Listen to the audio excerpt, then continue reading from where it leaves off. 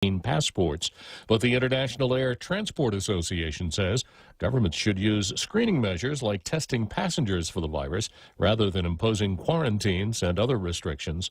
Thousands of emails from Dr. Anthony Fauci released under the Freedom of Information Act show that in some cases his public and private statements about the pandemic didn't mesh, including those about the virus origin. Ohio Congressman Jim Jordan says the White House coronavirus advisor should explain. I hope Fauci comes back in front of the Select Committee on Coronavirus so we could ask him some pointed questions about what he knew when this whole thing started. Congressman Jordan on Fox's Hannity. America is listening to Fox News.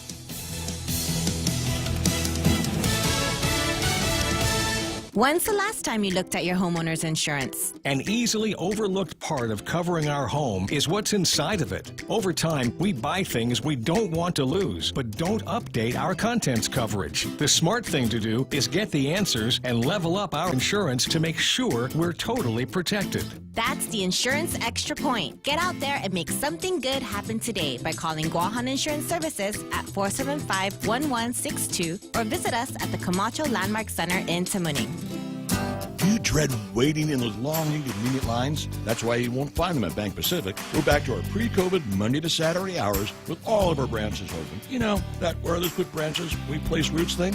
And if you don't want to come to the bank, we have MyCloud Banking through which you can go to the bank on any of your devices, including through our new cool mobile banking platform with remote capture so you can deposit checks from anywhere. Offline, online, no line. Bank Pacific. Where others put branches, we place roots and rooting for you. Member FDIC. JBS Meatpacking says most of its processing plants are back online, but not all at full capacity yet. Following a holiday weekend ransomware attack, now comes word that New York's transit system was targeted. The Metropolitan Transportation Authority says it was alerted to the breach by the FBI and other federal agencies. It says the systems affected were shut down quickly enough so that no sensitive information was obtained and no service was interrupted. The MTA has not been specific about who may have been behind the hack. The New York Times reported links to the Chinese government were found. The attack appeared to have lasted more than a week, targeting buses and the subway, as well as 2 heavily traveled passenger lines. In total, 3 of the MTA's 18 systems were affected. Gernal Scott, Fox News. Former President Trump plans a speech this weekend in North Carolina amid growing speculation he's preparing for another White House run. Although an aide to the former president confirms his blog site from the desk of Donald J. Trump has been shut down and will not return, suggesting there'll be a new social media site for the former president soon. A Florida man has learned the hard way a self-defense law in the state doesn't apply to animal attackers. A 43-year-old Florida man will stand trial on a felony animal cruelty charge after a judge says he cannot use the state's Stand Your Ground law to defend himself for beating an iguana to death. The law allows the use of deadly force if someone under attack fears death or great bodily harm. P.J. Nahala Patterson says he killed the iguana after it attacked and bit him on the arm. Prosecutors say Patterson beat, tormented, tortured, and killed the 3-foot-long reptile in a half-hour attack captured on surveillance video. State law allows the killing of invasive iguanas in a quick and humane manner, but prosecutors say Patterson kicked the animal at least 17 times, causing its death. Rich Dennison, Fox News. And I'm Jack Callahan. This is Fox News. Hafade, this is Congressman Nicholas. Your congressional office would like to remind you that pandemic unemployment assistance is set to expire on September 6th of this year. We encourage the people of Guam to seek out active employment as much as possible, as jobs continue to remain limited, and we want to prevent hardship for our people at the conclusion of the PUA program. Thank you, and Situas Mahase. This ad was paid for with official funds from the office of Congressman Michael F.Q. San Nicolas. Subway double dares you to take the wrap at Subway. Protein packed with double meat for double the flavor. Oh yeah, this is the way to wrap. Choose the smoky, creamy goodness of the turkey, bacon, and guacamole folded in a tomato basil wrap. Or go for the hot one, Chipotle Southwest steak and cheese tucked in a light spinach wrap. However which way you want to pack the protein, these are the wraps you'll be happy to take. Subway, eat fresh. Subway double meat wraps are available at all Subway locations, including the newly opened Subway NCS right outside the gate. Leah Dunca from Security Title here with a little information about trusts. A trust is a legal entity capable of owning property. It can protect property from issues such as lawsuits or divorce and can be used to distribute property and avoid probate. Many trusts start as revocable but become irrevocable when the initial trustees die. Work with your estate planning attorney to see if a trust is a good fit for your family property. Call the professionals at Security Title. We are here to help. Tall Tales with Bob Klitzkie is brought to you by Guahan Insurance Services. Welcome to Tall Tales with Bob Klitzkie, the only show on talk radio where common sense is a lot more common. Phone lines are now open at 888-TALK. That's 888-8255. And now, The Point proudly brings you Tall Tales with Senator Bob Klitzkie. A well-regulated militia being necessary to the security of a free state, the right of the people to keep and bear arms shall not be infringed. That's what I say every day, and I mean it. I repeat it on a daily basis because it's a really good way to kick off a radio talk show that is conservative, Constitution-oriented, values your individual freedom, does not sign up for a lot of left-wing male bovine excrement, and will, if you are on the right side of the political spectrum, make your day every day. And if you're not, if you're on the left side of the political spectrum, you got here just in time. Salvation is possible. You may correct your erroneous ways. A steady diet of tall tales is a prescription that I recommend for you lefties out there who may have stumbled in here for one reason or another. Let's start out the program today. Talk about the left, huh?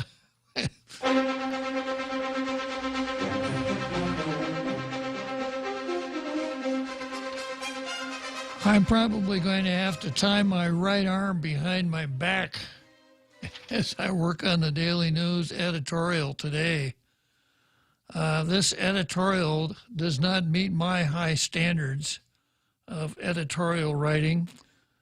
For one reason, it is not Guam-oriented. It's not Guam-centered at all. Second, it is propaganda, as we understand that term. And this editorial, the Daily News, is not talking about their major function of reporting the news. They're advocates. They want to make the news as they write this type of editorial. I've mentioned on many occasions that when the theory of an editorial doesn't coincide with my own particular sense of right, wrong, values, morals, etc., doesn't mean it can't get the blue star if it's properly done and makes its case. But this is not one of those situations. So as I read this, remember I'm reading something that someone else wrote. Here it goes. The title of the editorial is "Fight Hasn't Been Easy." No! Yeah, so you read that fight hasn't been easy. Well, gosh, I'll bet this is interesting. Someone was fighting for something, right? Yeah, some sort of an ideal. And then it goes into the editorial. LGBTQ Pride Month would be a time of reflection as well as celebration. I think I'll go with the first option, not the second. I don't see anything to celebrate about LGBTQ Pride Month. I see a lot to reflect about. Rainbow flags fly in front of government offices, like the legislature. Proclamations have been signed and discussion panels will convene as Guam celebrates LGBTQ Pride Month. Events include Zoom talks, exhibits, and a June 30 motorcade. For members of the gay, lesbian, bisexual, and transgender community, for their parents, children, siblings, friends. This is a time of celebration. I got to stop and pick apart the use of this word community. I live in a community. It's called Jigo. It's the only community that I'm a part of. Other than that, other than living in Jigo and and having a few neighbors, but actually most of my neighbors don't live there. My neighbors are people that I've met in other sorts of undertakings. But I don't want to belong to a community. I want to be an individual. I value individual rights. And if you are an L, a G, a B, a T, or a Q, and you're advancing a case made based on individual rights, well, I'll hear you out. And if you make a good case, yeah, well, then perhaps I'll be persuaded. But to present yourself as the member of the LGBTQ community, no. That's really contrary to what our founding fathers had in mind when they created this greatest country on earth. Our entire undertaking is to secure and protect the individual rights and freedoms of the people of this country. All right, let's go on with it. It should also be a time of reflection. We need to remember that the history of LGBTQ rights in the United States has not been pretty. Pride is celebrated in June because in June 1969, patrons of a gay bar called the Stonewall Inn in New York City fought back against police after the bar was raided. The headline on the front page of the July 6, 1969 New York Daily News, quote, "Homo nest raided. Queen bees are stinging mad." That sounds like the kind of thing I would say. A little double entendre goes a long way, right? The uprising. Now here we have an uprising. You know, we get really careless with our use of vocabulary. Like we had an unruly, undisciplined, unorganized mob invade the Capitol building on the 6th of January, and the left immediately branded it an insurrection.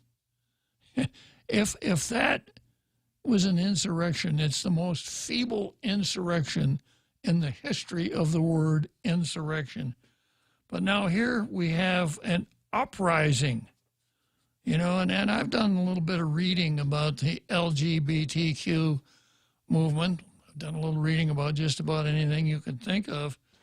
It was not an uprising, not even close to an uprising. At the time, the American Psychiatric Association considered homosexuality a mental illness.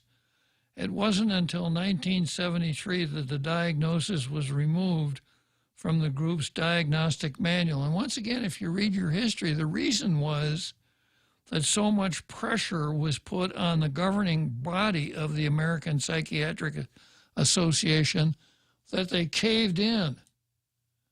But of course, follow the science. Yeah. Now we, of course, follow the science. Yeah. Yeah. As far as the T part, we don't follow the science. We don't talk about X and Y chromosomes, right? We follow the feelings. We go on. Also at the time, gay and lesbian sex was illegal in many states. In 1986, I really get a kick out of the tag on this, or the caption of this case. The plaintiff is Bowers. The defendant is Hardwick. And the case deals with the criminalization of homosexual sex. Yeah, a little side note here. I could make a case that sometimes cases wait for the right plaintiffs to come along so that the caption of the case will be applicable, will be properly descriptive of the content of the case. If you study the Great Depression, one of the most important cases that the Supreme Court decided in the Great Depression in that era was the United States versus Schechter Poultry Corporation. This was a case that dealt with the National Recovery Association, which was held to be unconstitutional. It was fascism. Business and government combined to set prices, output, all kinds of really crazy stuff. And the Schechters, who were doing business in, I think, Brooklyn, did not comply with the codes of the NRA, so they were prosecuted and they appealed. And they won. The interesting thing about this is that the Schechters were in the business of slaughtering and butchering chickens. Yeah. Schechter is a Jewish name, and the English translation of the Yiddish word Schechter is chicken slaughterer.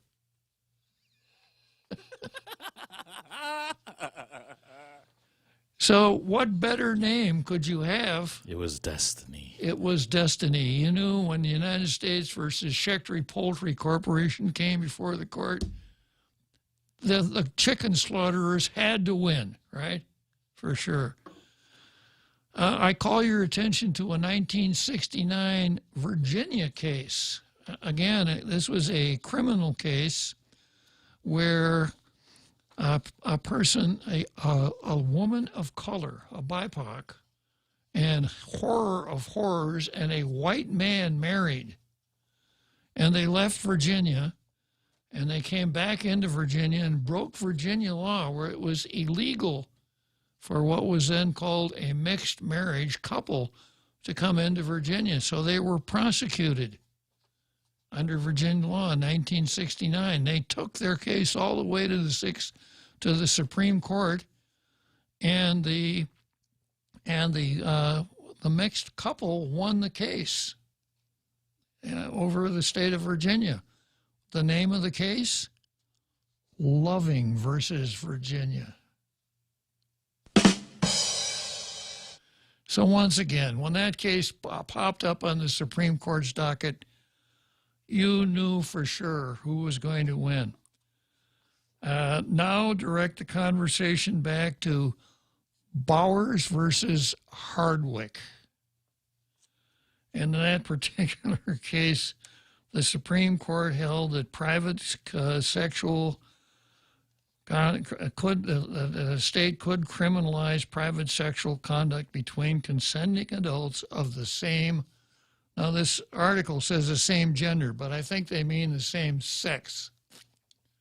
You know, because you could have two people of different genders, of the same gender, of different sexes that would not have been prosecuted in that Bowers versus Hardwick situation.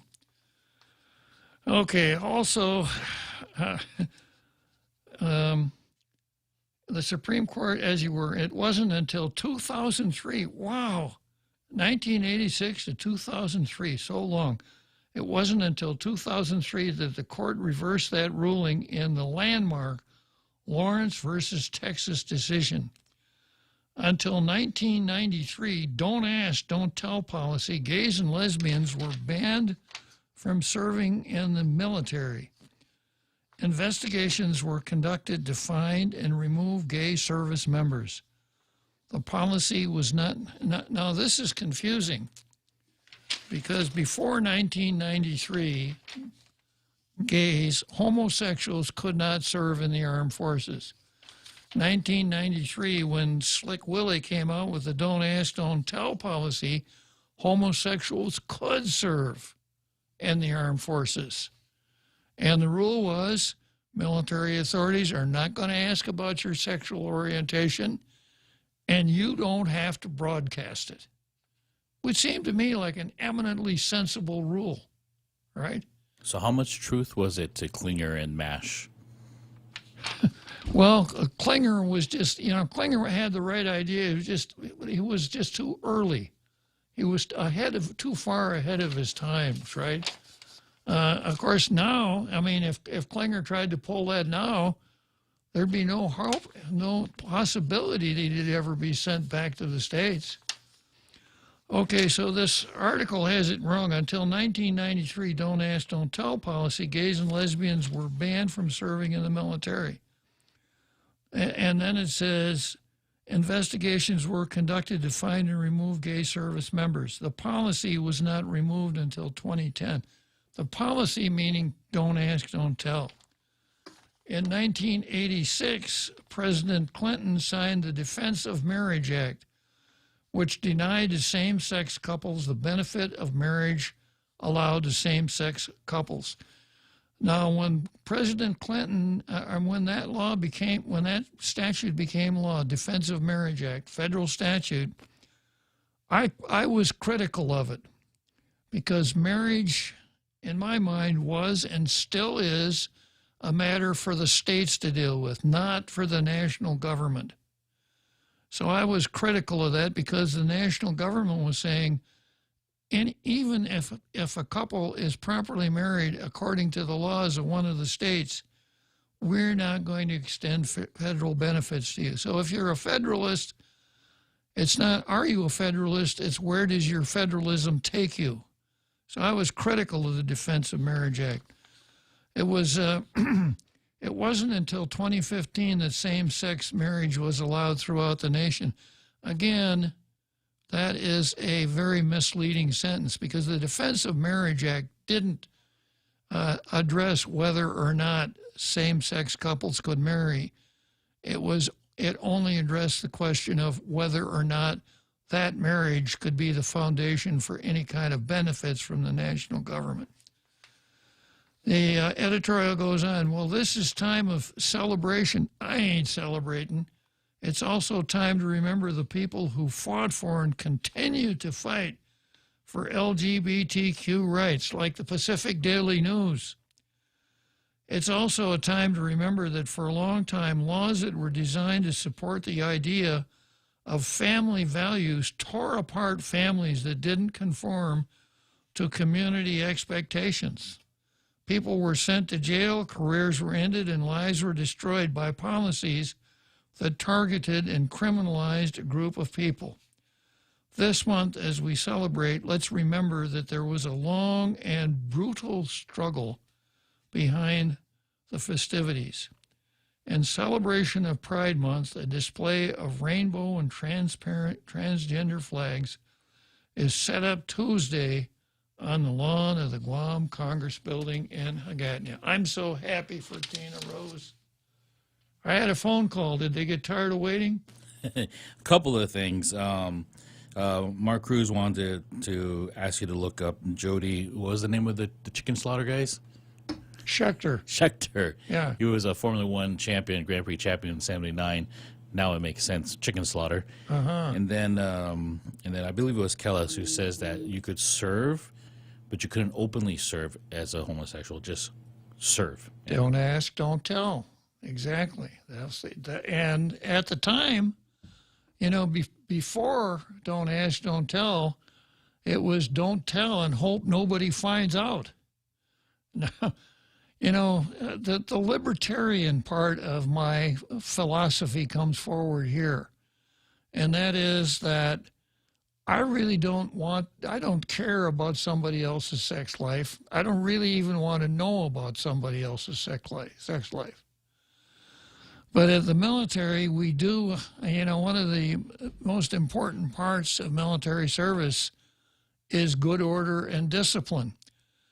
So after we got into the Don't Ask, Don't Tell, and especially after 2015, the thing that no one has ever explained to me from the LGBTQ community is the modesty factor, which of course is we're doing the best that we can do away with it. And that is that, back in the day when I was in over 60 years ago, we lived in open squad bays. We had communal showers. Everybody took a shower together. And it wasn't a problem because we were all men. And if we weren't all straight men, we didn't know it because it wasn't the kind of thing somebody'd go bragging about in the shower. So how does it work now? It just, there are certain norms of human behavior that when they're disturbed are not going to be gently accepted, because they are the kinds of things that have developed over long, long periods of time based on practicality. And that's where we are today. So that's why I'm not celebrating Pride Month. I won't be out there marching in an orange jockstrap. You can depend on that for sure. All right, that's the Daily News. And then we've got the Post, who got it half right again. Post says, don't squander nearly $1 billion from Uncle Sam. Get the biggest public bang for those bucks. There's a lot of money at stake, close to $1 billion from just one federal law alone, to help the government of Guam and the public it serves cope with the financial bailout, fallout from the Wuhan virus pandemic. The government of Guam is receiving $600 million. The Department of Education, $287 million. These are just examples, and these amounts are being provided under the American Rescue Plan that Congress passed and President Joe Biden signed into law just a few months ago. Well-meaning Guam elected officials. Are there any? Would those be the ones that go to secret meetings with the governor? Well, they meant well. Yeah. Would those be the ones that want us to pay federal income tax? Yeah. They had good intentions. Yeah. Now, they say, based on the greatest community benefit and biggest, well-meaning government would make sure that the process to discuss and decide the best use of these funds based on the greatest community benefit and biggest income is done in a very public way. Yeah, well, maybe you need to call out people that don't do it in a very public way, Guam Daily Post. You had your chance. And you could have printed the names of 14 senators who didn't want to do it in a very public way because, well, gosh, isn't it wonderful? The governor has invited us to her office, and we're going to have a chat about what she's going to do with her money. You know, an old saying here, a fool and his money are soon parted. She played 14 senators. Because now, no matter what she does, I don't know. I had them down in my office, and they had a chance to tell me, but they really didn't do a very good job of it. And, of course, who's going to contradict her because there were no reporters there. There's no record of it. Yeah, 14 fools and their money will soon be parted. And I got to stick up for the one that didn't take the bait. Hooray for Joanne Brown. The editorial goes on, there's no reason why taxpayer-paid officials would be hesitant to release a plan on how these funds would be spent at various levels of the process, from the draft phase to the final version and some phases in between. Yeah, let's take a short break here, and I'll come back to Zemi Ikadni. Everyone has a busy schedule these days, and sometimes we forget to schedule our routine dental checkup and cleaning. Don't neglect your dental health. Schedule one today with Dr. Robert Yang and his Smile Team, conveniently located at the East West Business Center on Marine Drive, Upper Tumon.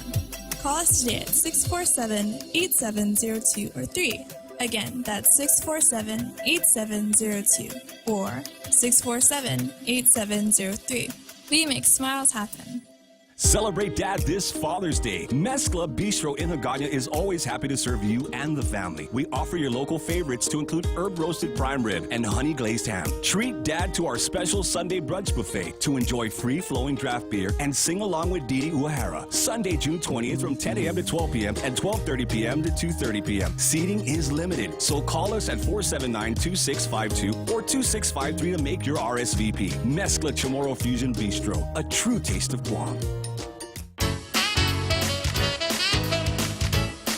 We now return to Tall Tales with Bob Klitzkie, soaring over the confusion with his superpowers of truth. Call 888-TALK. That's 888-8255.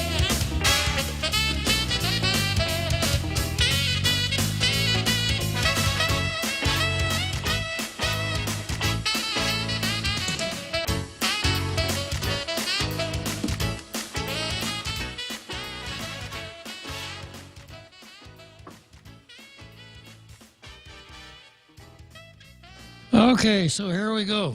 Back to the editorial here. We, the public, have heard that we don't need to see the full, though tentative plan just yet, because releasing it would be, as one elected official said, premature. Federal guidance for how to spend the money has been released, but GovGuam is waiting for the answers to questions that the governors and other jurisdictions have raised.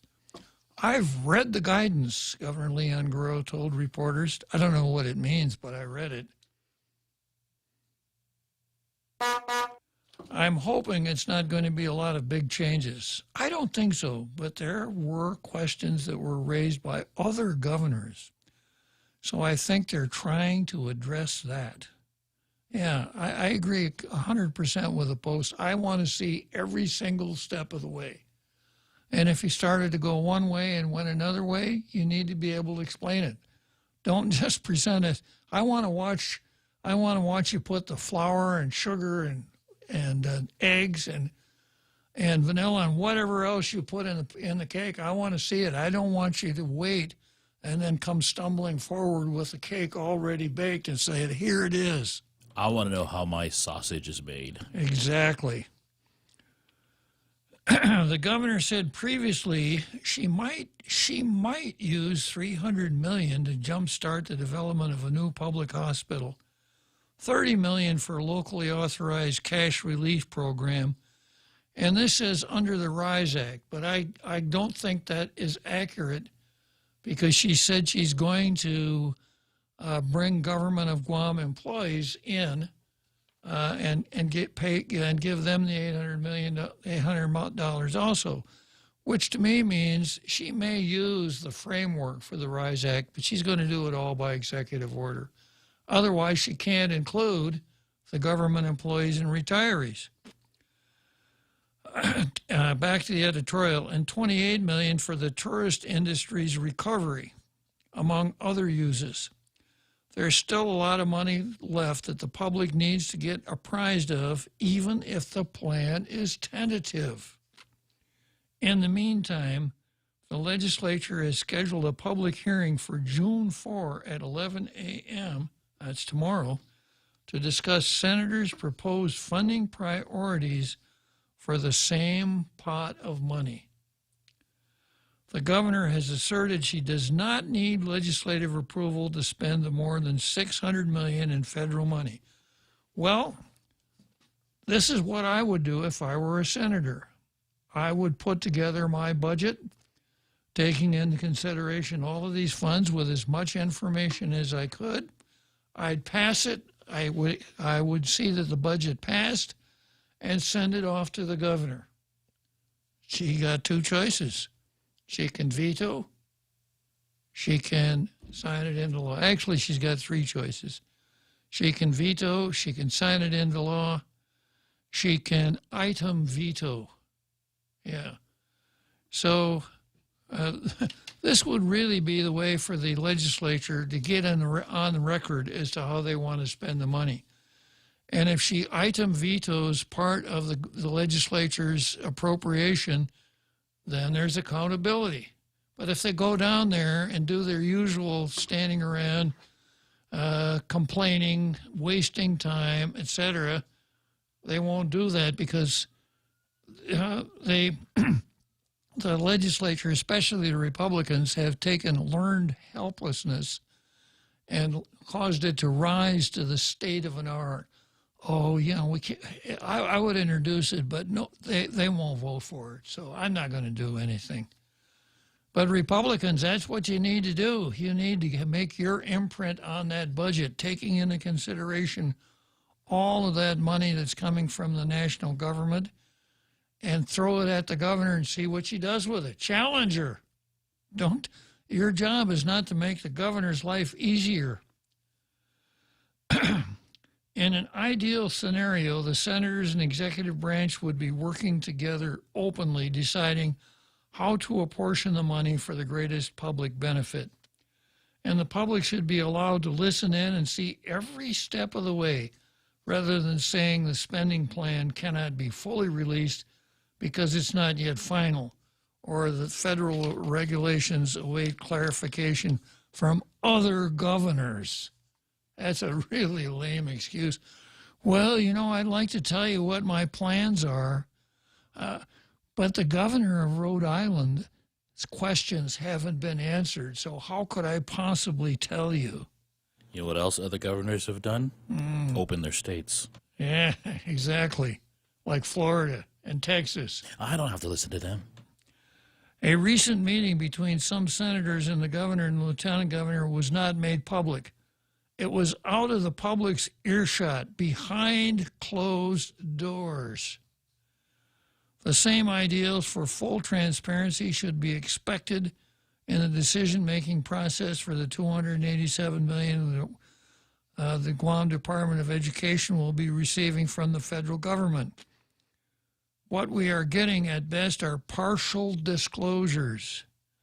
GDOE plans to buy possibly $20 million worth of classroom desks and chairs and pay for $150 million in capital improvement projects. Guam Department of Education, I have a magic number for you. 14. Yeah. The 14 requirements of the Every Child Act. In order to have an adequate public education, you must have satisfactorily complied with the 14 requirements of the Act. Capital improvement projects, which we will hope will replace decades-old classrooms, hallways, and corridors that were meant to be temporary, that flood or leave students soaked when it rains. About $49 million will go to charter schools and private schools, which also needs to be broken down for the public as to which schools will get what amounts and itemized as to what each private or charter school intends to use the money on. What we don't want to see is all this money from Uncle Sam getting divvied up through emergency, non-competitive deals to political friends and friends in high places, which we suspect was the arrangement made in the closed-door meeting. Yeah. And determining the greatest public need and benefit, the public would have to be able to weigh in a meaningful way. And we've got this all set up. It's called legislation. Two branches of government. Legislatures entertain bills. They have public hearings, etc. They dispose of the bills. The governor signs, vetoes, etc. It's already there. You don't have to invent a new process. We want the funds and the opportunity to use them to create the greatest impact island-wide and for it not to be squandered.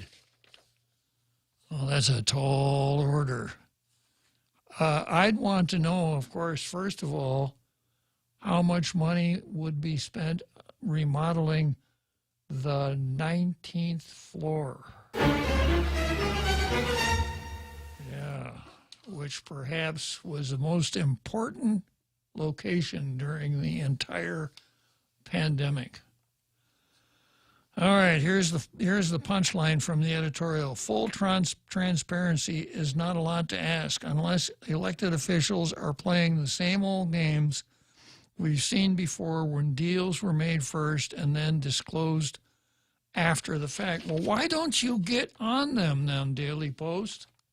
That's twice you've basically said, well, you know, you shouldn't do that. You shouldn't have meetings like that.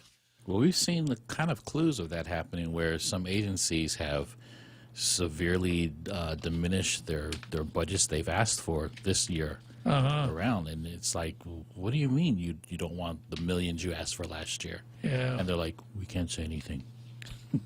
We can't disclose why. Yeah.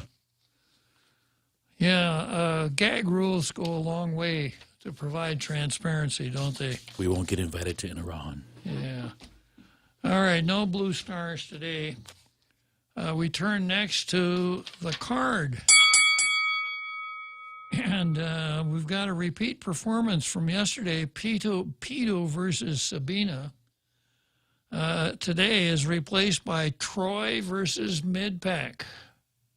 I got to hand it to Troy. On so many things that happen on the island, he gets there not only first, but way ahead of the guys who are supposed to be doing it as for a living. And Troy names names, unlike almost everybody else. Well, there's a company that I think this is set up for. Well, what's the name of the company? Well, there's a company, yeah. And a police officer clearly violated the law. What was his name? Oh, I can't tell you. It's a personnel matter. Well, Troy names names. He calls people out. As the old saying is concerned, he takes names and kicks ass. And if Troy were born around the turn of the last century, he would be what we referred to then as a muckraker, you know, which started out as a word that had a bad connotation. A muckraker was a guy who would go to a stagnant pond with a rake, and he'd rake all the detritus out of the bottom of the pond. But, you know, the more the muckrakers functioned, the more we saw that that's exactly what we needed. We needed someone to rake the muck out of the bottom of our governmental pond. And if we have a muckraker on the island, his initials are Troy Torres. You may not always agree with him. You may not always find his stuff entertaining, etc. But you got to give him credit. He may turn over the rock that you're hiding under, but he does turn over rocks. So let's give him that. Second item on the card is Bavakwa versus the United States of America. Nothing new here. No gas from the crowd. Yeah. No clutching of pearls, please. Then we've got the CLTC versus transparency. A bout that the CLTC has won every time up until now. It's a continuation of that scandal we refer to here as Hattick-gate. And then we've got the right-wing conspiracy theory. Conspiracy theory is in quotes, versus the left-wing truth. And the truth is in quotes. And then I've still got Chinese-American Civil Rights Coalition versus Turley and Tall Tales. And, of course, before I really launch into the card, I gotta pick up on Robert Lind. It's easier to believe the lie you've heard 1,000 times than the truth you've heard just once, or the fact you heard just once. I got to once again tell you about Tina and Resolution 56. It's horrible. Tina took Resolution 56. She took a quote out of context, out of Downs versus Bidwell, which when she says insular cases, she's really referring to Downs versus Bidwell. She took one quote out of context and based her whole rap on that. Some would say that Tina was cherry picking. The more adequate description of what Tina did was horse apple picking. She took the opportunity to misrepresent what was in a naval report grossly misrepresented in order to beat up on the U.S. Navy. So what we saw was Tina laying the foundation that's necessary for critical race theory. You take an event that happened a long time ago, you describe it, if necessary, you presentize it, that is, apply today's morals and ethics to it, criticize it severely, pretend that it happened yesterday, and because of it, you're very critical of the system that you are functioning in, and you demand more from the government. That's exactly what Tina was doing. Unfortunately for Tina, she didn't understand what she was doing. She wants to have the Supreme Court overrule Downs versus Bidwell. That would be fine. Ask yourself these questions. Do I want to pay tax to the IRS instead of paying Guam tax and having the money stay here? Do I want to kiss Section 30 funds goodbye? Do I want Guam to no longer be a duty-free port? Do I no longer want to have GITA be able to provide qualifying certificates? This is what Tina wants for this island. That's what would happen if Downs were overruled. Tina is absolutely against self-determination because if she got her wish, last Thursday you heard Amata Coleman Radewagen, the delegate from American Samoa, tell you that Samoans are happy where they are. And if Downs were overruled, it would be a disaster for them. No more self-determination. So this is what Tina wants with her Resolution 56.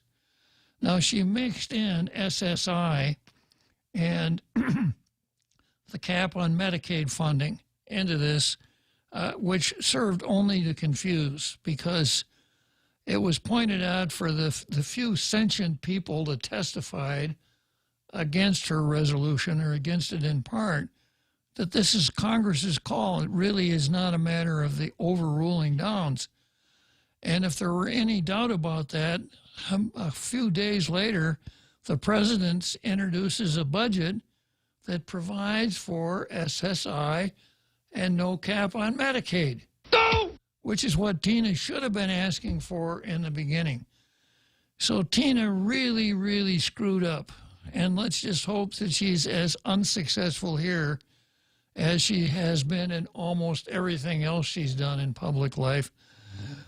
Because if she got her wish, it would be disastrous for this territory. Now, I hate to keep doing this every day, but there are still a lot of people that want to do this. The insular cases were racist. We're being discriminated against because of the insular cases. We don't get SSI because of the insular cases. The Supreme Court needs to overrule the insular cases. Just not so. I get, the old Goebbels, the Nazi PR or propaganda minister, said that if you tell a lie often enough, people will think it's the truth. In this case, I think if you tell a lie that's big enough, no one will tell gigantic fibs like this. It's got to be true. Well, it's not true. All right, turning to the first item on the card. Yeah, let me take a short break, and I'll come back to Troy versus Midpack. Need to finish the job or start one the right way? Get the right stuff at East West Rental Center. You can switch to easy mode using industrial strength equipment. With years of experience helping builders, East West Rental gives you exactly what you need. Tools for landscaping, concrete, lifts, trucks, tables, tents, chairs, water blasters, excavators, forklifts, air compressors, and more. Call East West Rental Center at 646-1463 or visit them in Upper Tumont. Open Monday to Saturday from 7 to 5, Sundays 8 to 5. Hey! Big news! Now you can listen to The Point on radio.com. And radio.com gives you so much more. Local news stations give you what's going on in your community. Get national news from CBS, CNN, or Fox News Radio. Take a break with one of the hundreds of music, sports, and talk stations. Love podcasts? Radio.com has thousands of true crime, comedy, kids and family podcasts, and more. Listen anytime, anywhere. On your PC, smart speakers, and a variety of connected devices. Or download the Radio.com app now from the App Store or Google Play.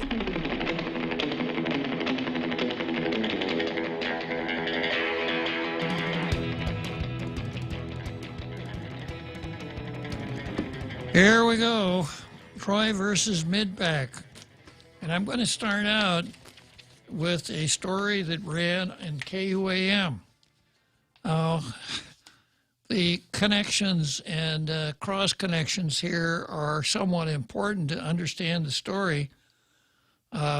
Starting out, KUAM is one of the Calvo companies. Midpack is one of the Calvo companies. And I'm going to read a story that ran on KUAM News. Senator says privatizing tax collections meant to favor certain company. The AG's office said in court filings that GovGuam simply can't afford to pay a private vendor the potential $17 million price tag. Paris said paying a company that much takes millions away from the Healthy Futures Fund, which is used to help cancer patients and cancer-related. The documents show that this private contractor would be paid $17 million over the course of the contract, and DRT would have been able to do it at 1 or 2% of the cost, she said.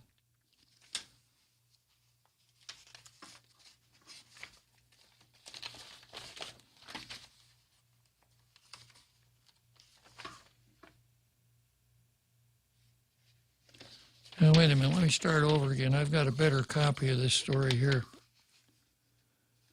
Yeah, Senator says privatizing tax collections meant to favor certain company. It doesn't make sense, and it will cost too many dollars.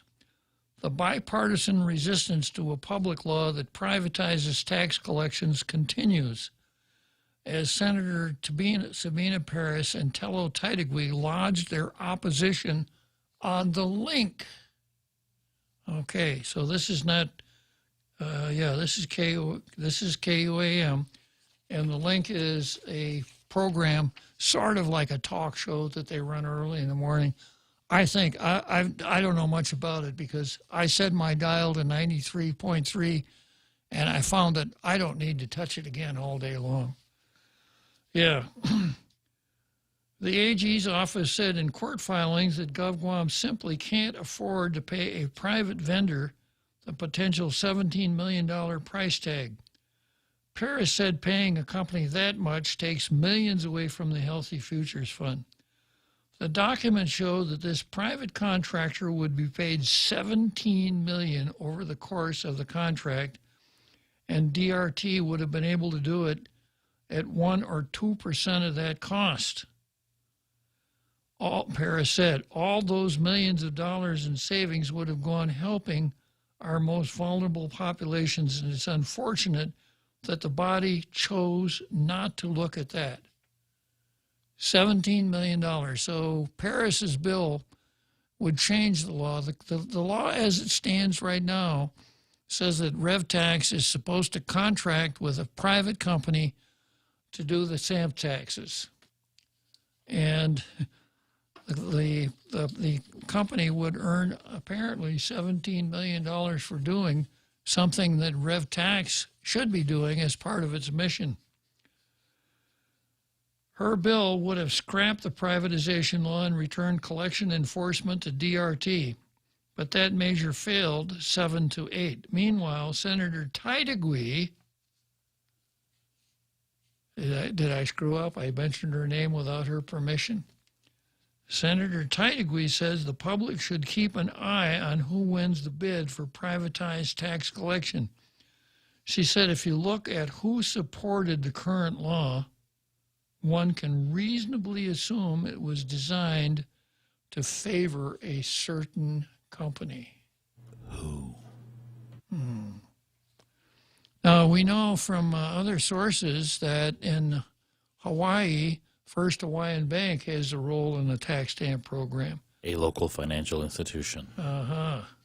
Yeah. So if that's the case, you could understand, because banks are used to dealing with money, holding it in special accounts, et cetera. It would make sense for a bank to do that. And then yesterday we were wondering, well, if the favored possibility were a bank, what bank would that be? ANZ? No, that's a bunch of Aussies, right? Nope. First Hawaiian. Oh, how about Bank of Guam? Yeah. Yes. Tello said, if you look at who supported the current law, one can reasonably assume it was designed to favor a certain company. It makes me angry. I'm mad, really mad, she said. I sent out a release on this too. It's just unfair. It's not over. Don't think we're just going to sit by and let these people get away with it. These people. RevTax published an RFP for the privatization this morning. Ooh. Yeah. All right. So then we have... with the open government been nullified right now because we're in the health emergency, does that mean that procurement doesn't exist?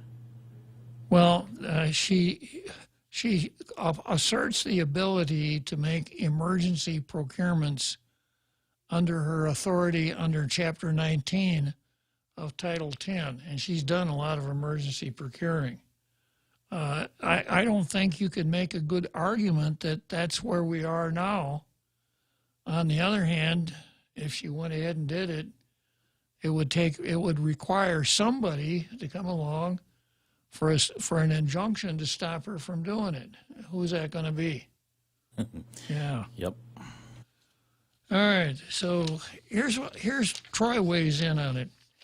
Internal correspondence shows the Office of the Attorney General tried to sway senators to vote for a Calvo-backed bill that would have ended the effort to properly ensure cigarette wholesalers are paying millions in annual taxes. Now, Troy is taking the position that the current law that privatizes the collection is good, and that will make sure the taxes are collected. But if Paris's law passed, then we'll go back to the old sloppy way of the Department of Revenue and not collecting taxes. That's reading between the lines. That's what the messages are here. That's what Sabina Paris was trying to say in her post-defeat soliloquy before the legislature. She was trying to say, no, I'm not doing this to benefit the Calvos, or I'm not doing this to benefit a family. Nobody wants to name names around here, right? And it's funny how the legislature is saying, Pedro Terlaje is saying, that our own agencies can't do the work, so we have to privatize. Exactly, yeah. All in the name of good government, right? Yeah, but see, that's so... Yeah, okay, let's break for the big halftime show.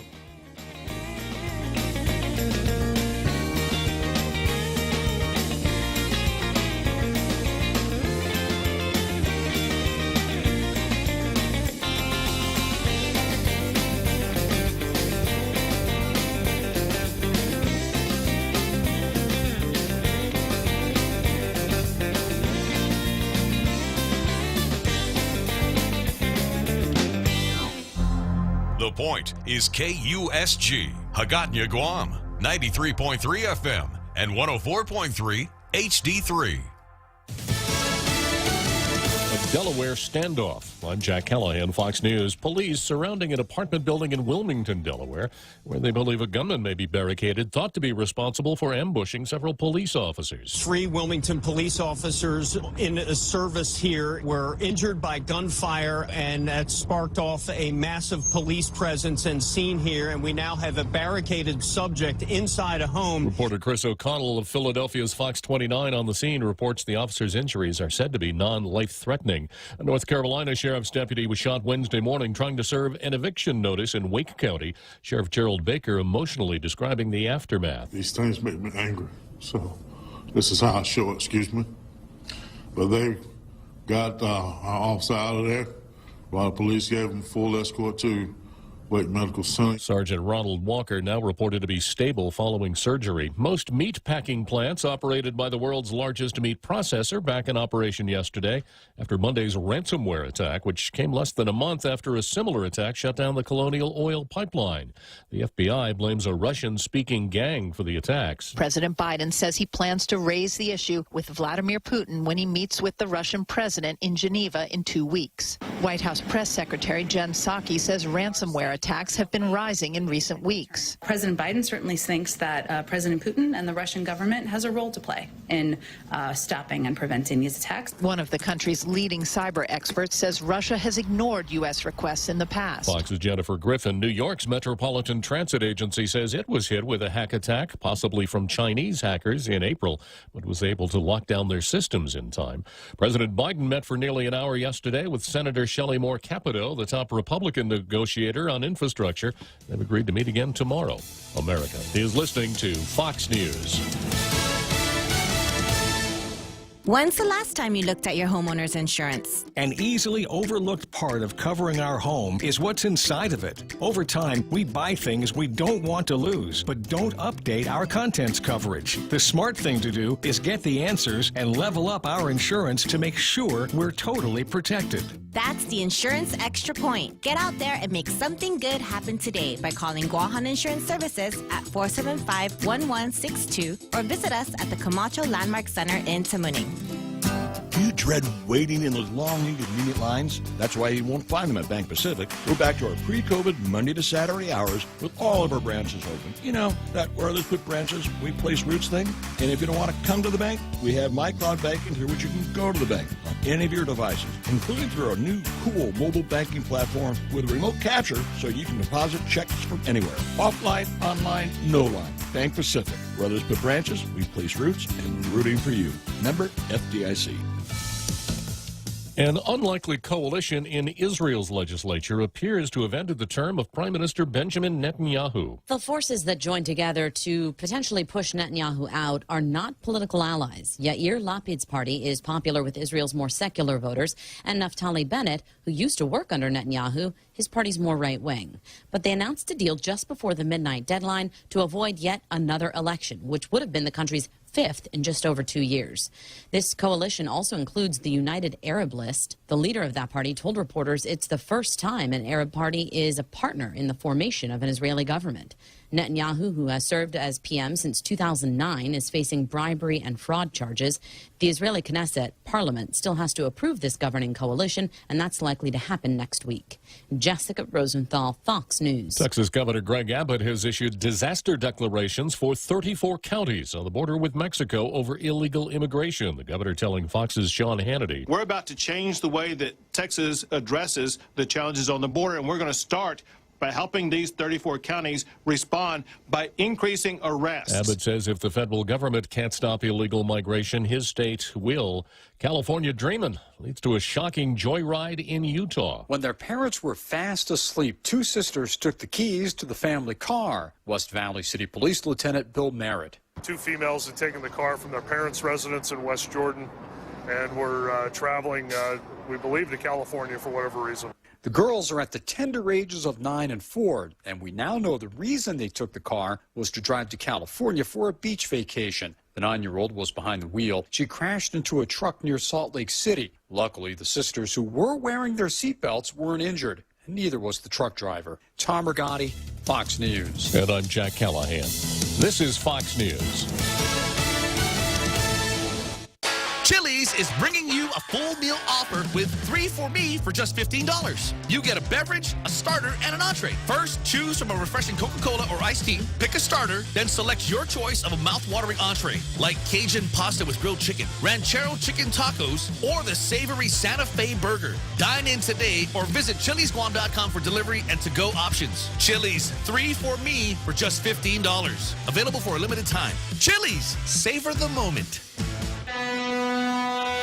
Half a day, this is Honey. Here at APL, our expertise and extensive network can help you grow your business and reach out to more global markets. As a responsible carrier, APL is also committed to a sustainable future, whether it's protecting the environment or investing our efforts in giving back to the community. Our dedicated teams in Guam, Saipan, and on U.S. mainland are here to support you. Call 588-4651 or visit apl.com.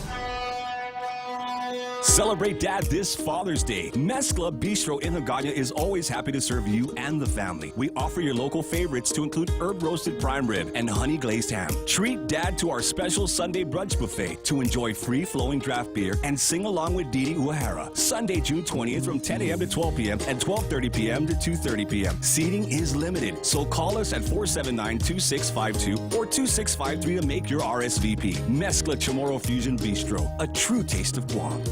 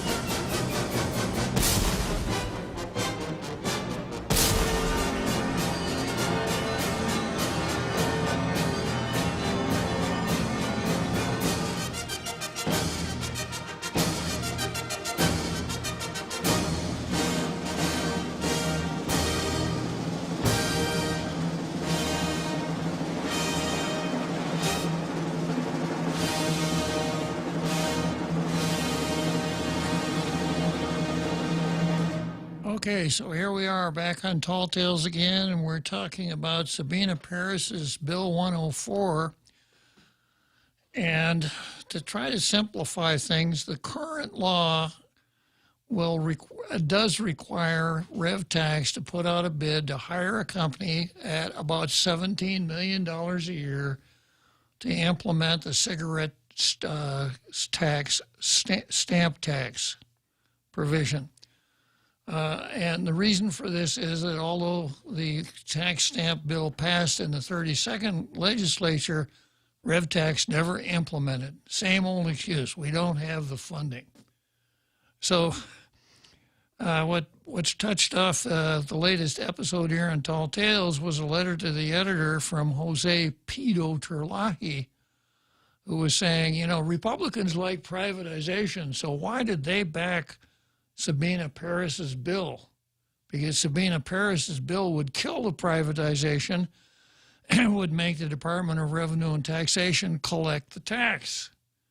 Not a totally illogical thought, given the name of the department. And I'm going to weigh in here and tell you where my bias is. To me, once that statute passed, once the bill passed in the 32nd, which did call for the privatization of the undertaking. If we had a director of RevTax who said, I can't do it, I would have said, you're fired, I'll get somebody who can do it.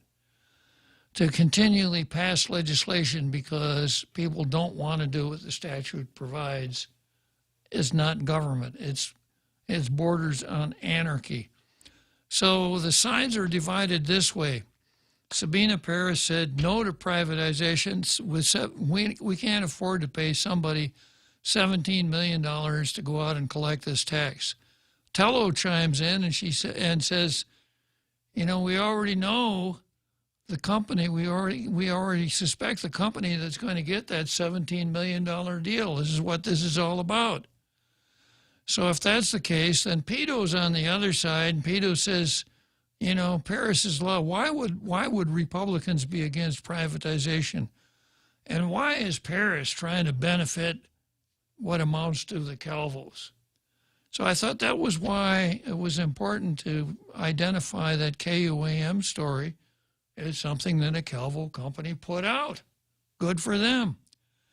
So then Troy comes in, and Troy is not in favor of the Paris position because he sees it, a simplified way of looking at it is if the collection of the cigarette tax money is not privatized, it's just not going to be collected at all. So those who don't want to pay taxes are going to favor Paris's bill. Those, the other side would go with leaving the law as it is. And here's what Troy said today. Internal correspondence shows the Attorney General of Guam tried to sway senators to vote for a Calvo-backed bill that would end the effort to properly insure cigarette wholesalers paying millions in annual cigarette taxes. At 9:31 a.m., May 28, just 3.5 hours before the legislature's vote on Senator Sabina Paris's bill. I'm going to be a little bit more polite than Pito was. I got a kick out of Pito's letter to the editor yesterday where he referred to Senator Sabina Paris as Paris. And I read a lot into that. I went back and looked at Parrott's career as a quarterback where she was passing, although she, in essence, backed the administration's position, she kind of sent signals that she really didn't like it very much. So one, I think, could probably draw a conclusion that the governor doesn't want to see Sabina Paris's bill pass. And that's why Therese Terlahi and Sabina went with the override. And that's why I think perhaps Pito was drafted to be the Democrat attack dog here to defend the governor's position. Now, why would the governor want it to go back? Well, my suspicion is that it's a black mark against not want it to go back. The suspicion would be that the governor favors that company that Tello says is going to get the $17 million contract. And it's unusual to see a member of the legislature from the party in power saying, our administration can't do this. They're a bunch of crooks and lazy folks over there. They can't do this. We got to privatize it or we'll never see any of that money. Very unusual situation. All right. So Stephanie Mendiola, who is general counsel to the Attorney General and a deputy Attorney General herself, wrote this: with regard to Bill 104 as amended, we continue to stand in support of the measure and appreciate the committee's inclusion of a funding mechanism for our office. They said 0.5% of what's collected goes to the AG to enforce the law. Ms. Mendiola wrote in her email to Speaker Therese Terlahi and Senator Paris, which was then shared with senators prior to the vote. That is, the legislation which failed that day that, among other things, would have ended the ongoing procurement of a private entity to do what the Department of Revenue and Taxation has for decades failed to do: assess and collect cigarette taxes. Now, another really important part of this story is that a few years ago, MidPAC was stuck with a $10 million bill for unpaid cigarette taxes, which MidPAC claimed we discovered it. It was an oversight. We went to RevTax, we confessed, and we entered into a payment arrangement. But we'll get to that in Troy's story here. So Troy says legislation, that 104 was legislation which failed that day, that, among other things, would have ended the ongoing procurement of a private entity to do what RevTax has for decades failed to do, assess and collect cigarette taxes. The email also informed senators of the Office of Attorney General's work with the National Association of Attorneys General for Tobacco and Public Health, which specializes in all matters relating to tobacco and nicotine, including the regulation of tobacco products and the 1998 Master Settlement Agreement, of which Guam is a party. Mendiola then emphasized in her email that the Office of Attorney General is responsible for implementation and enforcement of the Master Settlement Agreement in Guam. Despite the OAG's responsibility for Guam's compliance under the MSA, at least one cigarette wholesaler, Calvo-owned Midpack, was able to escape the payment of cigarette taxes over a 3-year period from April 14 to March 2017, amounting to at least 3.7 million packs of cigarettes sold during that period. We emphasize the qualification at least because the amount of taxes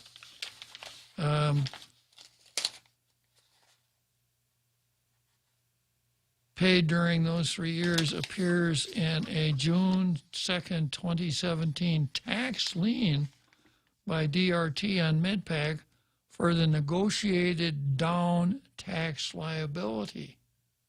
Negotiated down. Don't pay your taxes for 3 years and then cut a deal with RevTax. It has never been publicly made known how much the original tax liability was. The negotiated settlement on taxes owed was done during the administration of former Governor Eddie. Guess what his last name is, Jose? It's not Schmidt. No. Chicken Conquer. No, not Chicken Conquer. I'll give you a hint. Calvo. Oh. Yeah, former Governor Eddie Calvo, whose family owns Midpack. The failure by Department of RevTax to timely assess and collect the original liability and the Office of Attorney General's failure to enforce the Master Settlement Agreement as it relates to Midpack led then Senator Michael San Nicolas to champion the cigarette tax stamp program to require that any pack of cigarettes to be sold on Guam to bear a stamp signifying the tax on the product had been paid to the government. Governor Calvo refused to implement the program. Governor Leon Guerrero, in her first year in office, also failed to implement the program. Her RevTax agency heads telling senators they could not afford the program's implementation costs. In December 2019, then Speaker Tina Muñoz Barnes convinced the legislature and the governor to enact a requirement. Now, this is where the new requirement, it wasn't in San Nicolas's bill. Then Speaker Tina Muñoz Barnes convinced the legislature and the governor to enact a requirement that DRT issue a procurement for a private company to implement the cigarette tax stamp program within 45 days of the law's passage. So whose water is Tina Rose Muñoz Barnes carrying? That particular company, maybe? Yeah. Then we have to figure out which companies Tina Rose Muñoz Barnes has a connection with, right?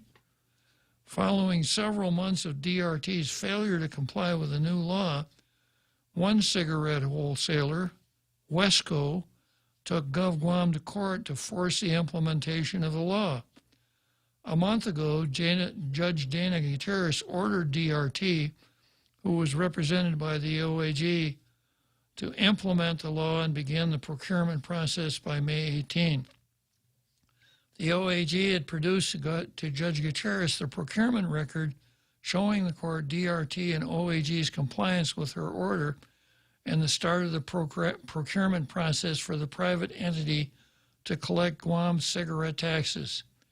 Senator Paris simultaneously pushed her Bill 104 through the legislature to stop the ongoing procurement from finishing. During the public hearing for the bill, the OAG did not indicate its support for Paris's proposal and said nothing as mid-PAC's competitors and even Senator Michael Nicholas spoke against the bill. In her May 28 email to senators, Mendiola wrote, "Through our work with the Tobacco Center, we've discussed the RFT mandate under Public Law 35-129, and we've discovered that of the 51 states and territories that use tax stamps, Guam may be the first to completely outsource the administration of the program." Completely outsource. While Mendiola told senators no other state or territory has completely outsourced the program, she failed to mention that no other state or territory has allowed such a huge percentage of taxes to be evaded. Candid asked the Office of the Attorney General whether it ever informed the Master Settlement Agreement or the Tobacco Standing Committee of its national organization about the mid-PAC's tax liability and tax lien. The OAG has not responded to our inquiries as of news time. And of course, you know why. It's a personnel matter. The OAG was not in dark about mid-PAC's liability as it received a copy of then-Speaker B.J. Cruz's letter to the United States Attorney and the FBI on July 26, 2018, asking that they investigate mid-PAC and anyone who may have been involved in any illegal activity.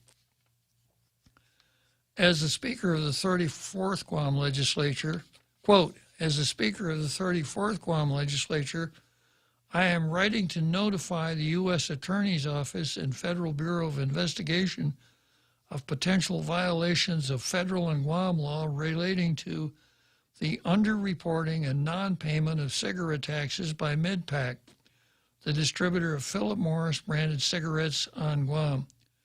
The admitted failure of mid-PAC to report and pay over $14.5 million in local cigarette taxes in the past 3 years requires federal agencies to investigate the possibility of tax evasion and diversion of cigarette activities, cigarette smuggling, in violation of federal and Guam laws spanning beyond the reported 3-year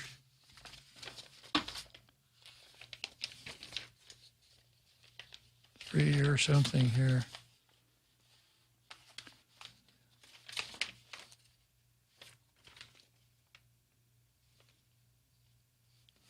Oh yeah, 3-year period. The following excerpt from the letter is of importance to Ms. Mendiola's email assertion to senators that her office is responsible for implementation and enforcement of the MSA in Guam. Quote, "Guam is required to enforce local laws under the terms of the Master Settlement Agreement, a settlement reached by participating tobacco manufacturers and states and territories in 1998, which provides tobacco settlement payments to Guam. The MSA settlement payment secures the $40 million Gita tobacco settlement revenue bond. Guam is required under the MSA to diligently enforce its laws as it relates to reporting and collection of cigarette taxes.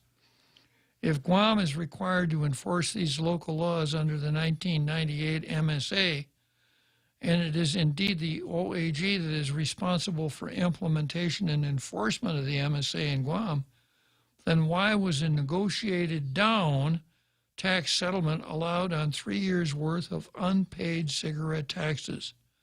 Why has the OAG never prosecuted those involved in these events? And why would the OAG support a bill backed by the very company in question that would keep Guam from abiding by its responsibility for implementation and enforcement of the MSA in Guam? We have asked the Office of the Attorney General for answers to these questions. We also asked one fundamental question. Was Attorney General Levin Camacho even made aware of his office endorsement of the bill? We patiently await their reply. So it's hard to find the good guys in this story. You know, the picture that Troy paints is of people from the Attorney General's office standing there with their cell phones doing videos of mid-pack not paying their taxes, and then referring to the master settlement agreement saying, you know, we have the responsibility to make sure that they pay. So on the Troy pedo side, the battle cry is, we got to privatize collection of taxes, otherwise the taxes won't be collected, whether it's for inefficiency, corruption, whatever.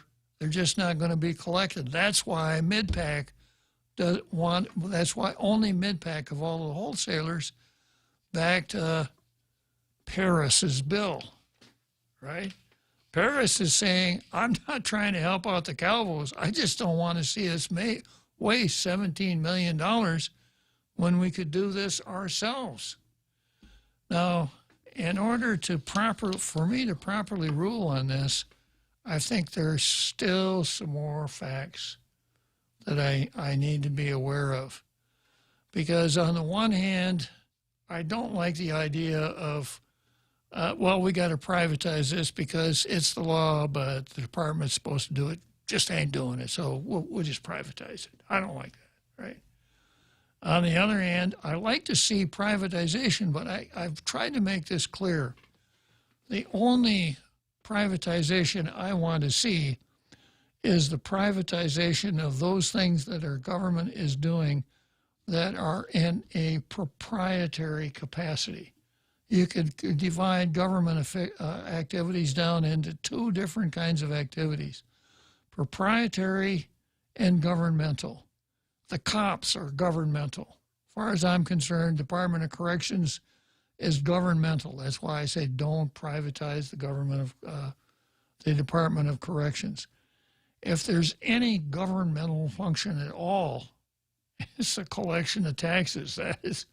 That is the fundamental part of any government that calls itself a government. So I'm not crazy about privatizing governmental functions. I don't want to see the Department of Corrections privatized. I don't want to see the collection of taxes privatized. I do want the taxes to be collected.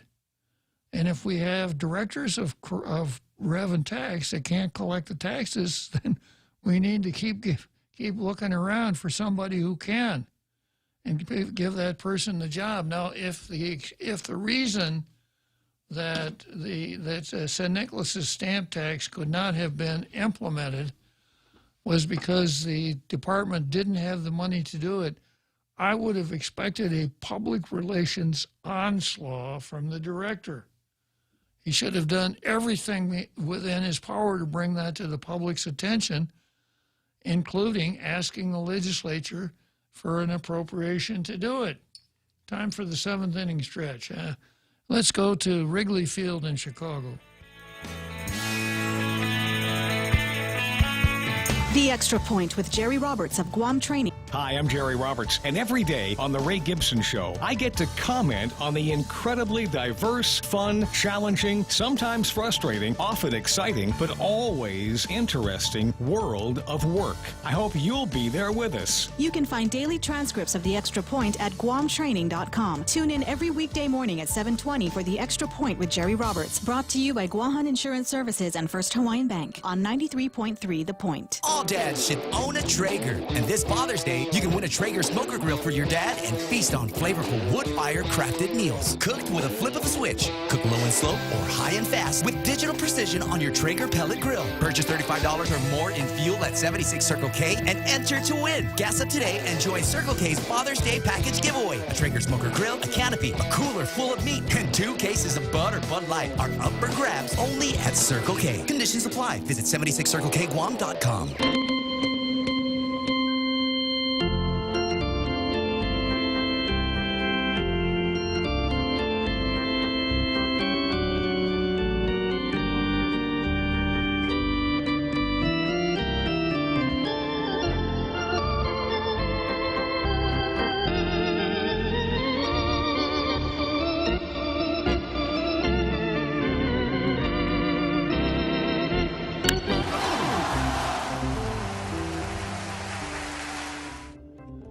Okay, so here we are, Wrigley, as you were, Wrigley Field. Yeah, 7th inning stretch.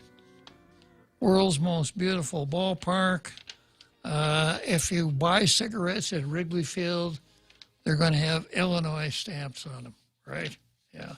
Oh, that reminds me of, you know, we used to have smugglers across the Illinois border back in the day.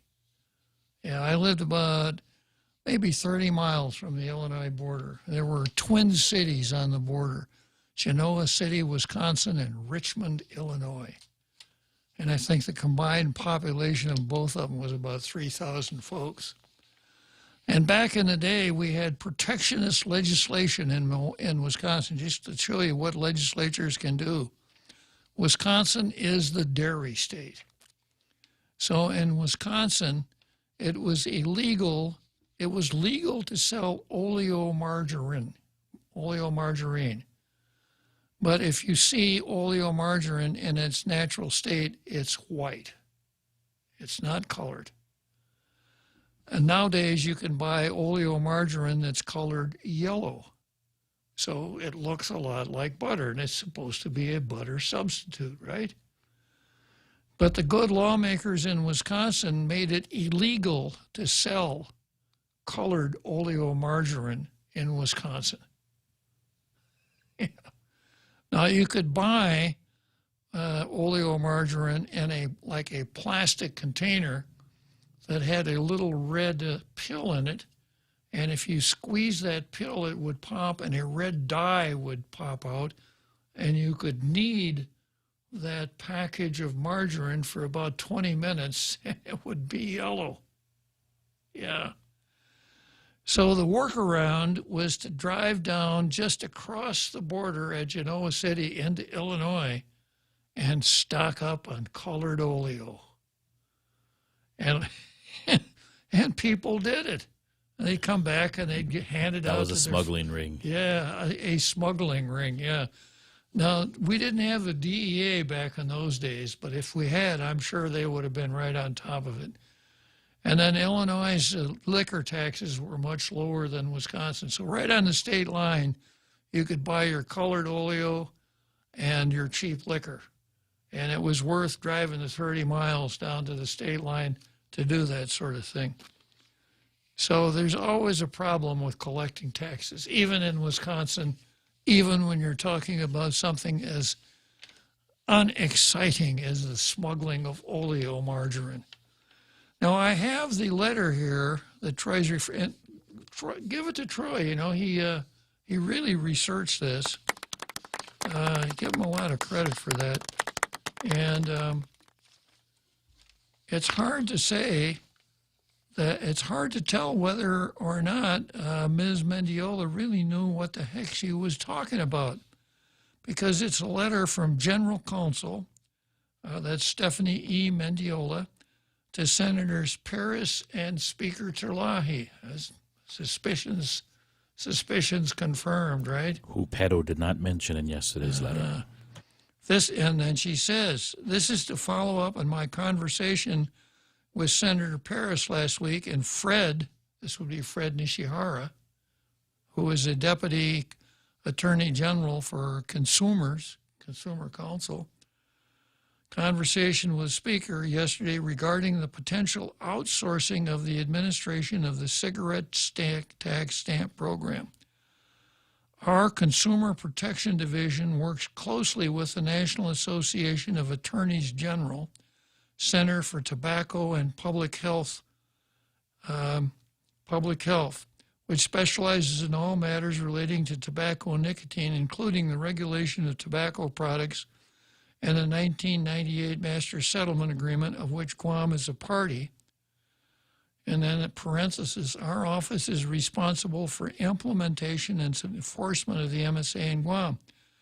Through our work with the Tobacco Center, we've discussed the RFT mandate under Public Law 35-129, which is what Paris's law would repeal.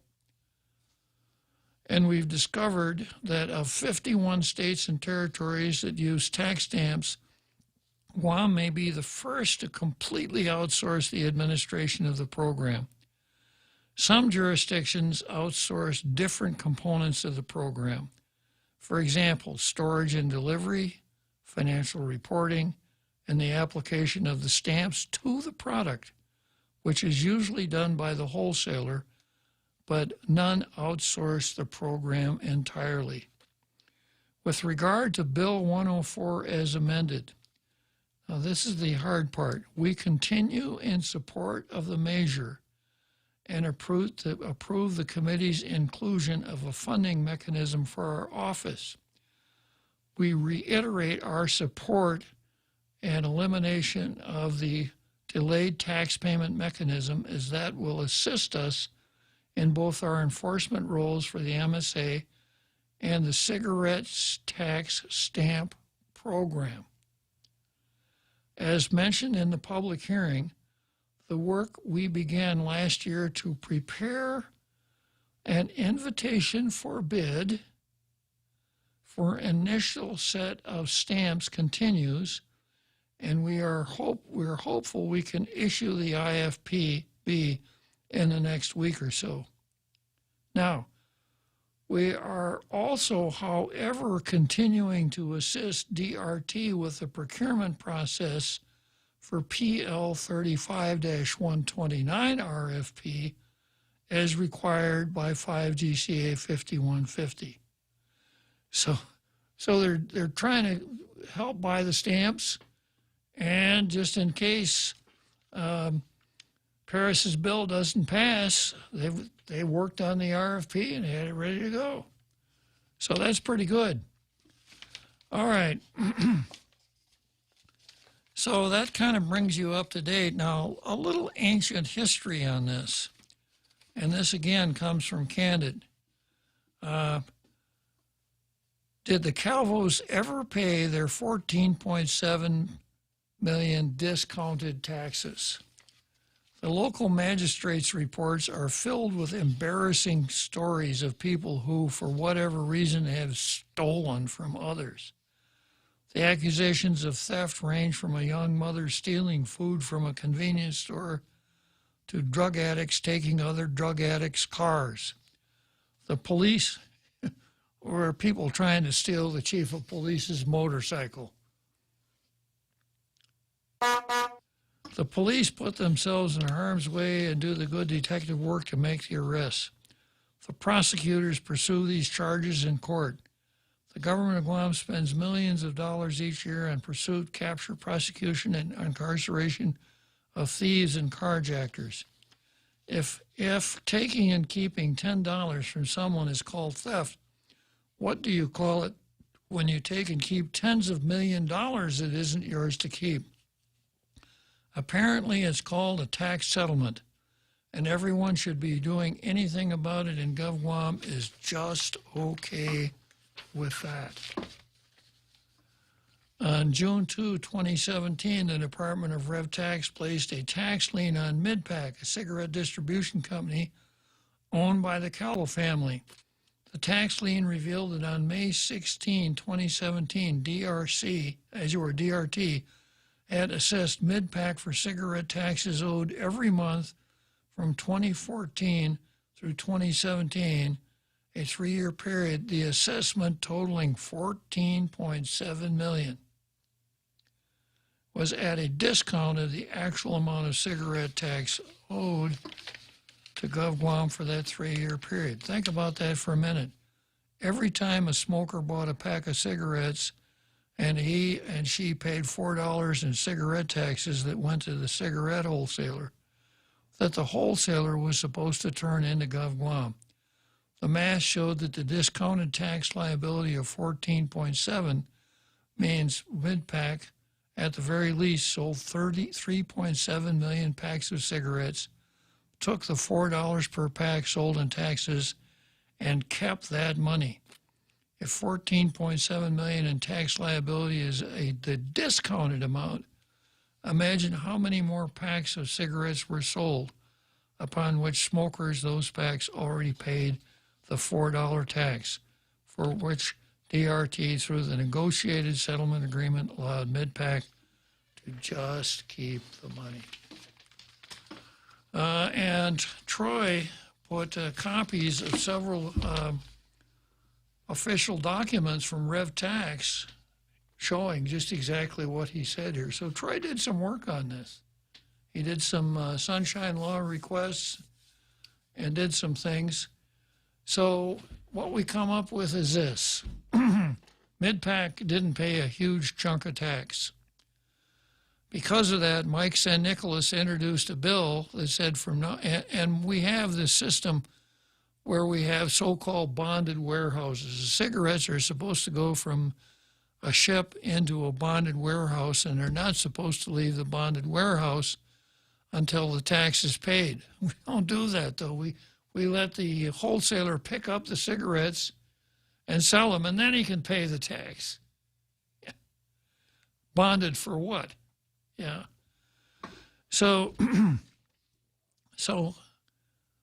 Michael San Nicolas said, we're going to do it a different way. We're going to have cigarette tax stamps. And if you're going to sell a pack of cigarettes, it's got to have that tax stamp on it, and you got to pay for the stamp when you sell the cigarettes. So there's not going to be any of this dodging of the tax. Well, the director of RevTax, this was during the Calvo administration, never got around to implementing that law. So the next chapter has Speaker Tina Rose Munya Barnes come along and say, we are going to privatize this tax stamp program. We're going to contract with a private company to provide the stamps, make sure they go on the packs of cigarettes, and let us know who's not paying the tax, or turn the tax money over to us. That didn't get implemented either. As a matter of fact, the RFP just went out this morning, according to what I just read. Now, Sabina Paris studies all these things and says the deal that Tina Rose Munya Barnes put together is going to cost us $17 million paid to a private company. I'm not going to stand still for that. I'm going to introduce a bill that that makes the Department of Revenue and Taxation to do it. People on the other side say, yeah, that's a great idea, Paris, but the department just isn't going to do it. That's why we had to do this privatization thing. So her bill fails 6-7. Pito Terlahi comes out with guns blazing, really shooting hard at her. In the meantime, and Republicans come out in favor of Paris's bill, but of course Paris's bill doesn't pass. And now we have, since the bill didn't pass, we have all these recriminations that keep coming up. Did the Calvos ever pay that? How much did the Calvos really owe before they entered the settlement? Why was there a settlement? Why didn't the director of RevTax start collecting? And we have Tello coming along saying that Tina Rose's bill was obviously designed to benefit one company. So if 20% of what I've said here is correct, it's a really, really bad sign.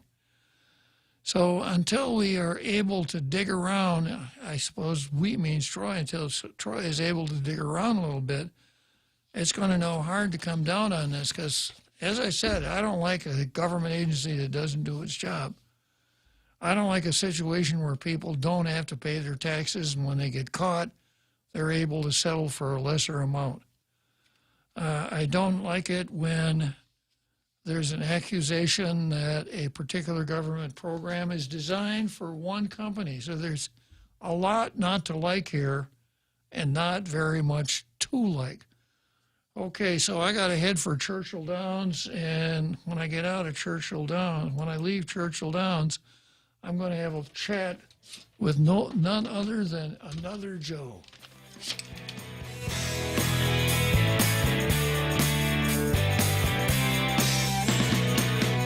Hoffaday, this is Congressman San Nicolas. Your congressional office would like to remind you that pandemic unemployment assistance is set to expire on September 6th of this year. We encourage the people of Guam to seek out active employment as much as possible, as jobs continue to remain limited, and we want to prevent hardship for our people at the conclusion of the PUA program. Thank you, and see to us, Marcy. This ad was paid for with official funds from the office of Congressman Michael F.Q. San Nicolas. Celebrate Dad this Father's Day. Mezcla Bistro in Hagana is always happy to serve you and the family. We offer your local favorites to include herb-roasted prime rib and honey glazed ham. Treat Dad to our special Sunday brunch buffet to enjoy free-flowing draft beer and sing along with Didi Uehara. Sunday, June 20th from 10 a.m. to 12 p.m. and 12:30 p.m. to 2:30 p.m. Seating is limited, so call us at 479-2652 or 2653 to make your RSVP. Mezcla Chamorro Fusion Bistro, a true taste of Guam.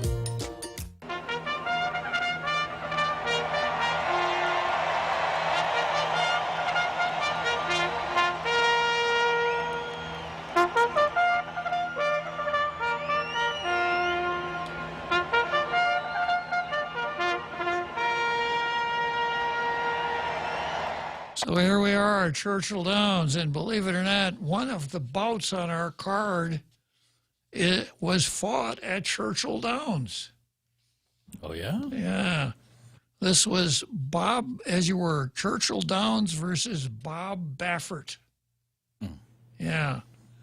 Bob Baffert has been banned from the racetrack where his horses have won the first leg of the Triple Crown 7 times. Juicing. Triple Crown, Kentucky Derby, Preakness, Belmont Stakes. Yeah, and oftentimes that is used, in non-racing parlance when someone does 3 good things in a row. It said, man, that guy was great. Triple Crown. Yeah. One too many mint juleps. There you go.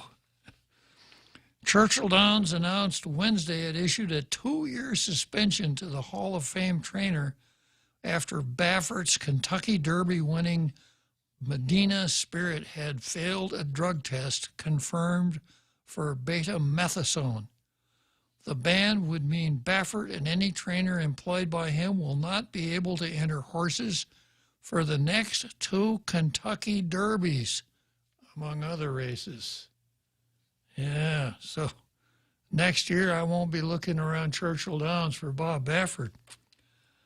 Medina Spirit could also be disqualified as a 2021 Derby winner, which would make Mandolin the official winner of the race. Churchill Downs Incorporated has consistently advocated for strict medication regulations so that we can confidently ensure that horses are fit to race and races are conducted fairly. We also have a regulation dealing with the genders of our horses, and no matter how they are liveried, stallions cannot present themselves at the starting gate as mares.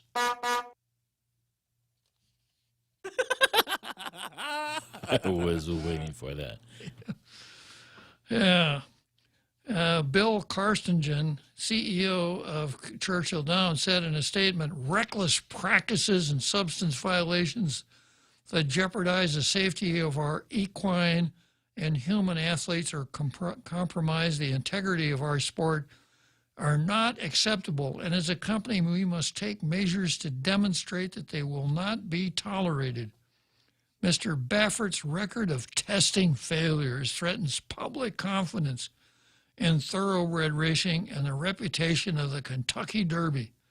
Given these repeated failures over the last year, including the increasingly extraordinary explanations, we firmly believe that asserting our rights to impose these measures is our duty and responsibility.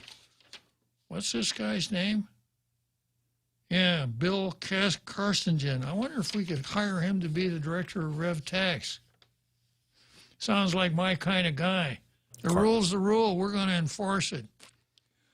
The New York Racing Association announced 2 weeks ago it was temporarily banning Baffert, and Governor Cuomo also said that Baffert would be sent to a nursing home.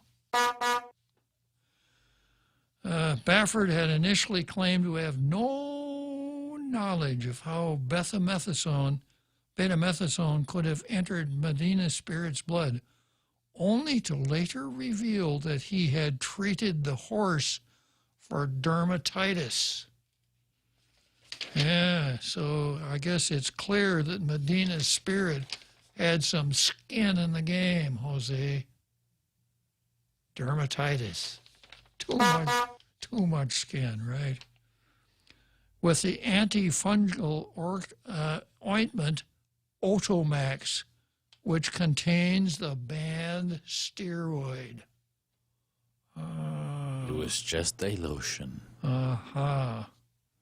I should have used maybe Jergens or what. Palmolive. Yeah. A lawyer for the owner of Medina Spirit told the New York Times earlier on Wednesday that they will pursue further tests to see if the original samples include other components that can prove the traces of betamethasone came from the ointment. So there you have it. One of the bouts for the card was fought at Churchill Downs. Okay, let's see what another Joe. You don't have to address the bout at Churchill Downs. You can just stick to what's going on in Guam. Hey, Uncle Bob. So this issue with taxes and their, pointing a finger to a family and special deals, sweetheart deals. Another Joe. Yes. Are you next to your beehive? Oh, a lot of background noise. Let me see if I can solve that. So I'm wondering if it has to do with the Calvo family in particular, I guess through Payless and through the insurance hiring. They basically employ thousands of people. So if you have an employer, right, that that employs thousands of people, usually they get sweetheart deals. But the thing about it is, whoa. Okay, now that's a pretty broad assertion. Employers that employ thousands of people usually get sweetheart deals. Can you explain that to me? No. I'll be blunt. I think I'm just talking out of my. Yeah. But put take the microphone and then put it in front of your mouth from now on.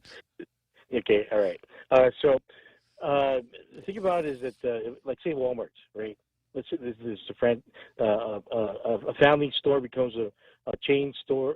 Chain stores, it becomes a franchise, and Walmart's not a franchise. Another Joe. Okay, I apologize. I'm getting off subject. I'm referring to all of the above, well-known families who start businesses and their businesses hire thousands, sometimes millions of people.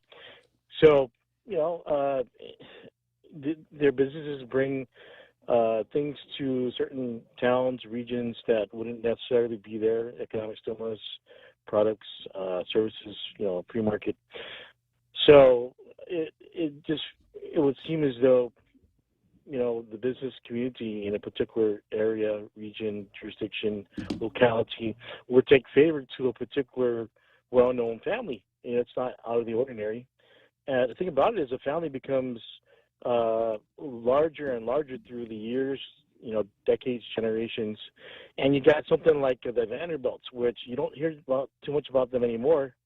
But back in the 1800s, sometime in the mid to late 1800s, I think they made their fortunes, and into the 1900s, and now they have offspring that you don't know them, like for example Anderson Cooper, right?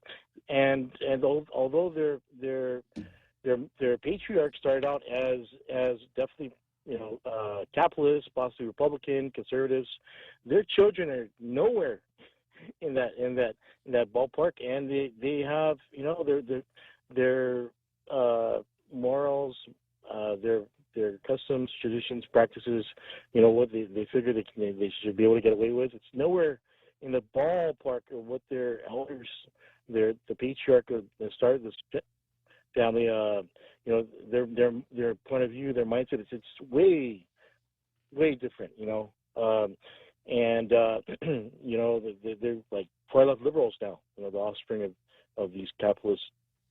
And so I'm just saying it's a cautionary tale. You got this well-known family here in Guam, being, for example, the Calvos, But the patriarch is getting older. He's handing over the reins. Former Governor Paul Calvo, and I'm not too familiar with his brother's partnerships that he had, and then now he's got great grandchildren. So I'm just thinking it's a transition of power or the control of the businesses to the younger generation, and I don't know. There's with that much affluence with business and money. There's not a lot of room for mistakes, and with family they kind of want to tolerate mistakes, but there's definitely mistakes being made here if they're doing this thing with the taxes. I'm just saying, I don't know that I don't know that this goes back as far as former Governor Paul Calvo. That's just my thinking. What do you think about? Well, you took you wanted to cross the street, but in order to go across the street, you had to go around the block. I know, right? Yeah. Like Billy from Family Circle. Yeah. So. I feel bad for the patriarch, because he's just there and he's watching these kids mess up. I'm like, get it straight, kids. You know what I'm saying? There's an old saying, another Joe. The old saying is shirt sleeves to shirt sleeves in 3 generations. The first, as you say, the patriarch starts out, he's just a common guy. He makes a lot of money, knows how to make the money, not really very good at spending it. The next generation, fairly good at making the money, but much better at spending the money. You get down to the 3rd generation, the only thing they're interested in is spending the money. And by the time they're done, they're back to shirt sleeves, just like the Patriot was. Shirt sleeves to shirt sleeves in 3 generations. Now, I think that as family businesses go, I think the Calvos have been tremendously successful. You're talking about a group that started in 1938. There have been Calvo Enterprises as long as there had been a Robert Klitzkie. And the Calvo Enterprises have been a whole lot more prosperous than the latter. And the Calvos have built all kinds of businesses on the island. And I got to say, I go to Palos once in a while. I kind of get trapped into it. But it's amazing that we have the grocery stores and the selections that we have here, considering where we are and how far we are from the other parts of our supply chain. So I got to hand it to them. They run really good businesses. Before we had to change insurance companies, I thought Select Care was a really good health insurance company. I hear these stories about MidPac not paying the taxes.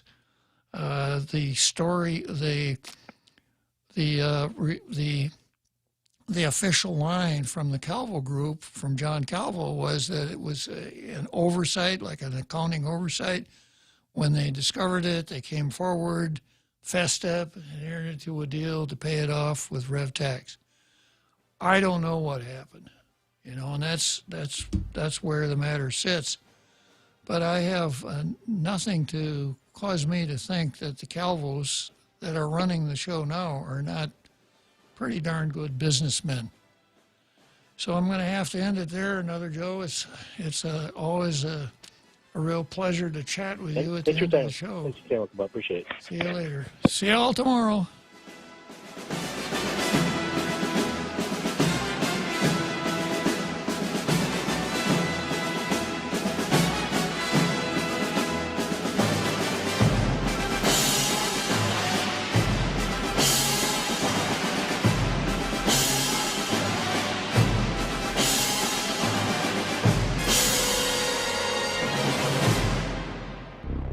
The Point is KUSG, Hagåtña, Guam, 93.3 FM and 104.3 HD3.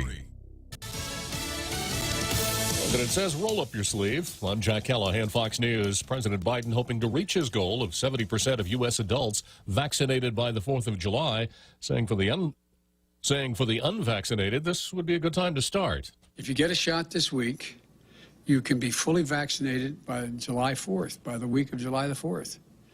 And you can celebrate Independence Day free from fear or worry. The president declaring June the National Month for Action. The CDC says about 41% of the country is fully vaccinated. Millions of others have had at least one dose of the two-dose vaccines. Adding to the incentive, Anheuser-Busch says it'll buy a beer for anyone over 21 once the country reaches the president's 70% goal. Methodist Hospital in Houston requiring its employees to get vaccinated or risk being fired. It's now being sued by hundreds of employees. Nurse Jennifer Bridges telling Fox News Primetime. Nobody should be forced to put something into their body if they're not comfortable with it and then lose their job over it. I mean, that's a huge decision, especially over emergency use authorization. An attorney for the group says he believes the hospital's order is illegal. Hints of progress in infrastructure talks between the president and West Virginia's Senator Shelley Moore Capito. They met for an hour at the White House yesterday. They say they'll meet again tomorrow. In the name of climate change defense, the Biden administration is suspending oil and gas drilling leases in the Arctic National Refuge that had been approved by the Trump administration.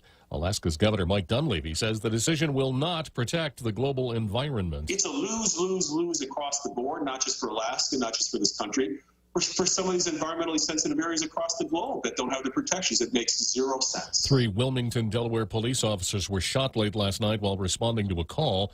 They're all reported to be in stable condition. Police were looking for the gunman who may have been barricaded in an apartment.